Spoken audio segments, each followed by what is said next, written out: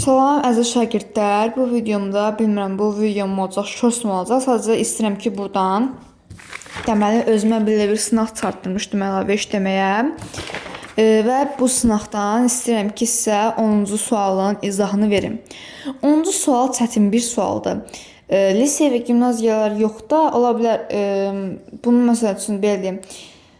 54-cü, 53-cü sual düşər ya da düşməz. Amma rıfmının sualı ikinci turuna düşə biləcək asan, asan yox, orta tipli suallardan, yəni ortadakı suallardan biri olma ehtimal olan suallardan bir 10-cu sualın izahını sizin üçün verəcəm. Deməli burada ilk öncə şərti oxuyum, sonra izahını verəcəm sizə. Lövhəyə 6 ardıcıl tam ədəd yazılıb. Bu ədədlərdən biri silinərsə, qalan ədədlərin cəmi 2018 olar. Silinən ədədin rəqəmlərinin cəmi neçə olar?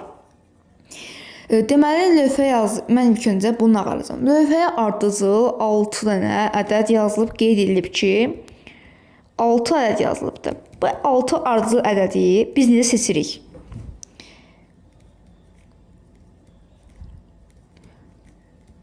4, 5. Deməli, 6 ardıcıl ədəd yazılıbdır. Mən ümumi cəmiyi yazacağım 6x üstə gəlsin 15 şəklində. Yazır ki, qalan ədədlərin və buradan 6x 15-dən bir ədəd çıxıram və cəmi 2018-ə.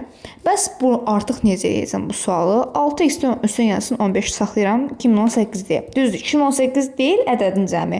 Lakin əgər ki, birini çıxanda ədədcə 2018 eləyəcək hissəsinə nümunələr yazdım. Deməli, ilk öncə baxıram. Tutaq ki, x üstə gəlsin, x-i çıxıram. Qalır 5x. Üstə gəlsin 15. Düzdürmü? 5x üstə gəlsin 15. Bərabərdirmi 2018-ə? Yəni, 2018 ilə qalxısı alınırmı? Natural. Xeyr, alınmır. Bu olmaz. 5x, sonra x üstə gəlsin 1 var burada.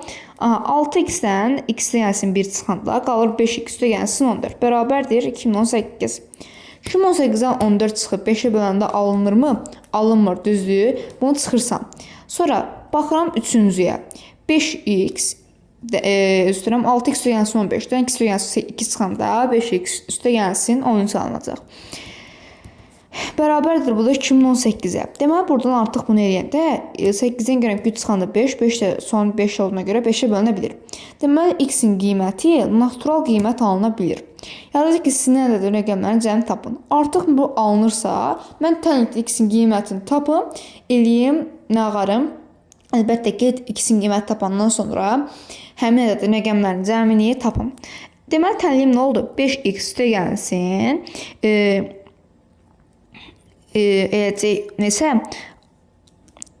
çıxdım mən? 2 çıxdım. 13 bərabərdir 2018-ə. Buradan da x-in qiymətini tapan zaman 403 ədədi alınır. Deməli, x 403-dür. Yəni, x ədəddir. X 403-dür. Yazıb silinən ədədin rəqəmlərinin cəmini tapım. Yəni, 403 tapdım da 403-ün rəqəmlərinin cəmini tapım. 4 403 gəlində 7. Buradan yiyəcək 7, buradan yiyəcək C variantı. Buradan eləyəcək C variantı.